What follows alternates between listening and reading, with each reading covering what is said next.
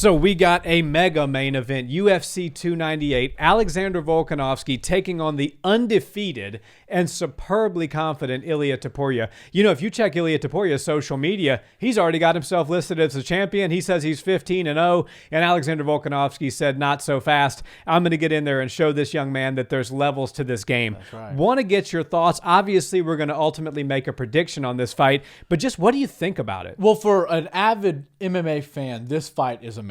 Anytime Volkanovski's going in there, you are officially watching the highest level of mixed martial arts that exists on the planet. When we saw him in there last time, of course, he didn't get his hand raised and it didn't go the way he wanted. 9 days notice. You can't really bat an eye at that. But the fight before that with Islam Makhachev was the highest level of mixed martial arts that we saw in 2023. So to date, that's the greatest mixed martial arts display that we've seen. And I believe the Volkanovski going in there in just a couple of weeks is going to be, once again, the highest level of mixed martial arts on display. And I think Ilia Topuria really does belong in that conversation. Like, there's nobody that thinks he doesn't deserve this title shot. There's nobody that thinks he doesn't have a chance at beating Volkanovski. I know a lot of people have this really close on the money line, and this is not the type of fight you want to bet on. But Volkanovski, every time he goes out there now, is proving that he is pound for pound either 1, 2, or 3, and it's going to be a rotating door as to see who's the best on any given night.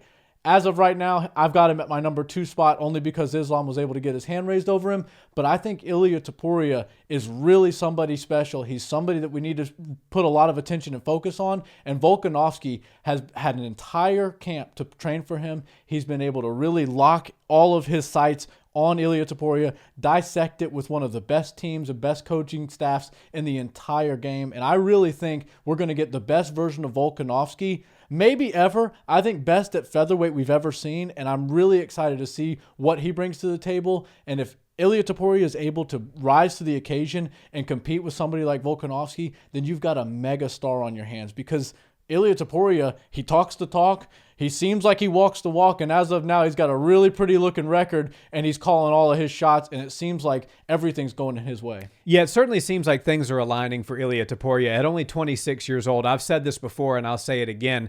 If you were to say to me, name one fighter on the UFC's roster who's not the champion and has never been the champion, but you're certain that they are going to be the champion at some point in time, hands down, without a second's thought, it's Ilia Topuria. Yeah. This guy has all the makings of a star. And one thing that's really interesting is English is not his first language. And I was watching Luke Thomas's live stream earlier, and he was talking about how Ilia Topuria, because he understands Spanish and speaks Spanish, that not only is he more brash, more confident, more well-spoken in Spanish than he is in English, he said that the way he speaks and conducts himself in Spanish almost rises to the level of slickness that Conor McGregor had back in the day. I mean, that's singing extreme praises for the marketability of this young man. You know, he's already talking about, I'm going to beat Volk, and then I'm going to go fight in a stadium, in Real Madrid Stadium, I believe he said, for my first title defense. He wants to fight Conor McGregor. I mean, he's saying all of the things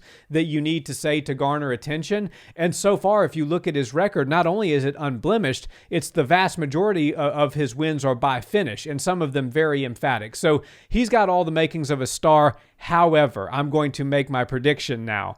Alexander Volkanovski is still the second best fighter on God's green earth, in my opinion, next to Islam Makhachev. And that is a very close competition. I know what happened in the second fight, but that first fight between the two of them, nobody thought it was going to go that way. And Volk showed us just how good, just how experienced, and just how diverse his skill set actually is. And the best win that Ilia Topuria has on his record to date is a decision victory against a 38-year-old Josh Emmett. Yeah. Now, while Josh Emmett's nobody to scoff at, we just saw what he did to Bryce Mitchell. He's got electric punching power, and Ilia was able to really dominate him over 5 rounds. That was not a close decision by any stretch, but I'm just not ready to say with the depth of Volk's skill set that Ilia is able to beat him at this time. Yeah. Now, if you were to catch him a year from now when Volk's pushing 37 and Ilia's getting into his late 20s, I would probably have a totally different opinion. But right now, Volk's coming off a knockout loss. He's had a full camp. He's got a chip on his shoulder. His grappling defense that he was able to ascertain preparing for that Islam Makhachev fight is superb. So I don't think Ilia is going to have an easy time taking him down.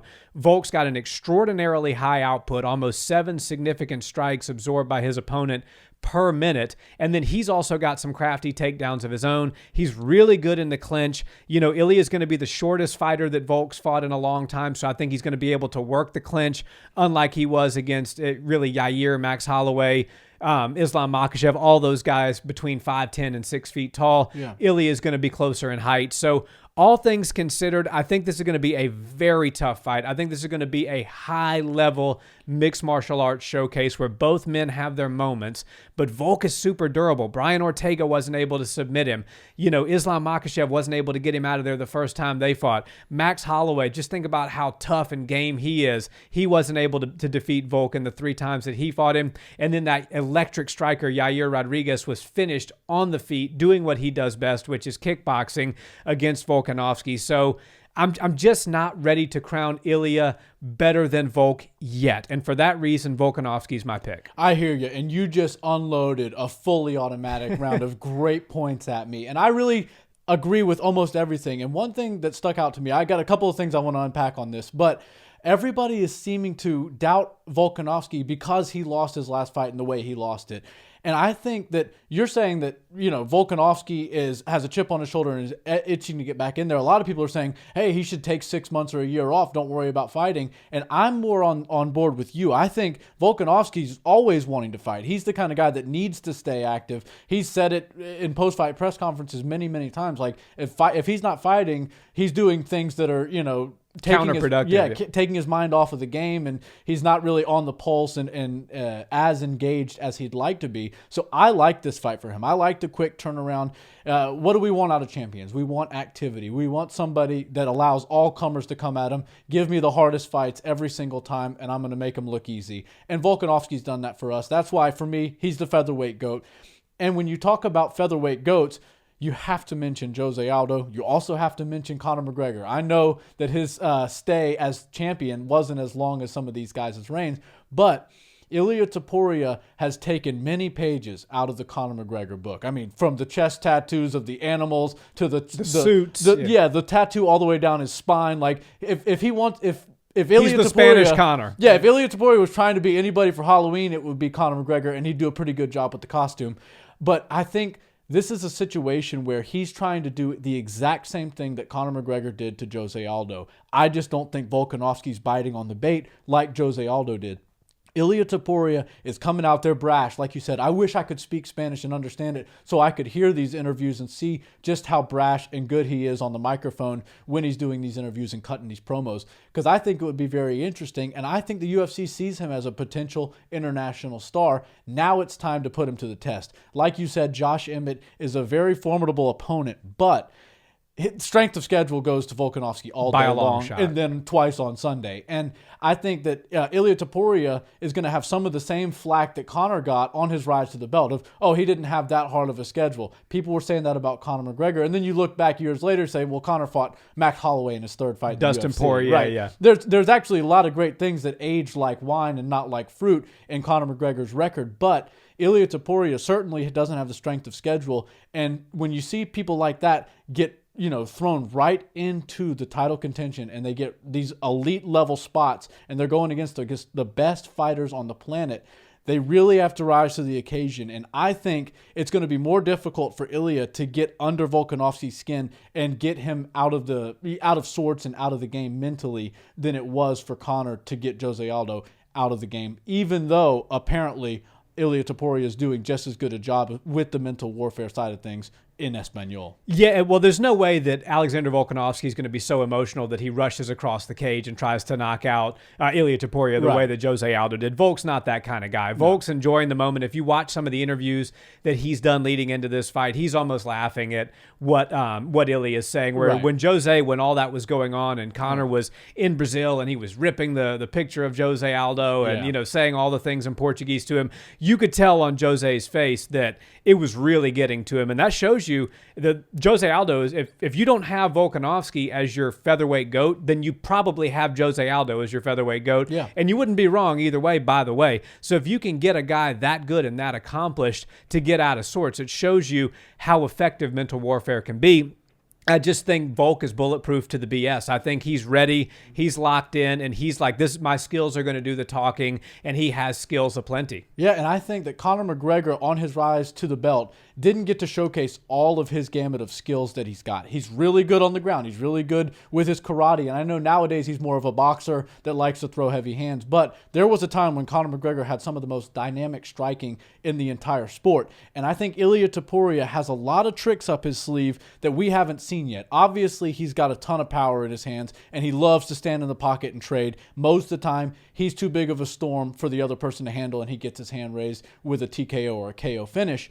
I think that Ilia Topuria is going to have to pull out all the stops. He's going to have to dig deep into his arsenal to find everything that he could possibly throw at Volkanovski to get his hand raised against Volkanovski. He's taken a lot of things out of Conor McGregor's book, from X's and O's to outside the octagon to mental warfare, everything like that. But if Ilia Topuria is going to get his hand raised in this fight, he's got to do more than just throw heavy hands. He's got to be very precise, and he's got to do more than just pressure Volkanovski.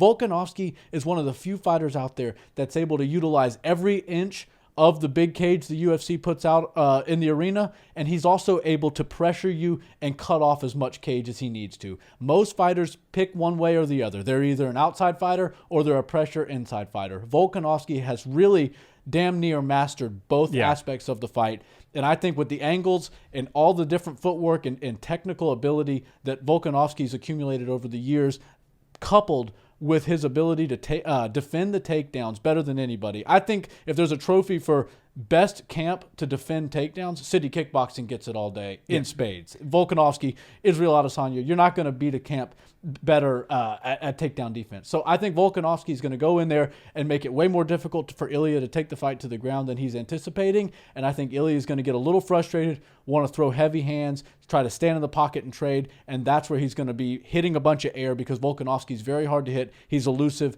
He switches stances a lot, and he's able to cut off angles and score. Being the shorter guy, he's always been able to find his way inside, but also the fact that he's really fast and small and has a low center of gravity, he's able to get out of harm's way pretty quickly.